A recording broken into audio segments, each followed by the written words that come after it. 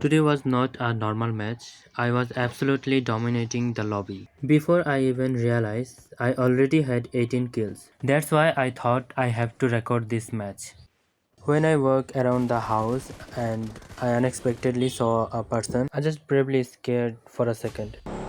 After that, I chased a player with my car.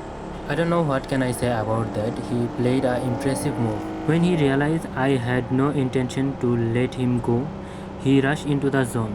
Definitely, it's quite an impressive move. I love that type of players.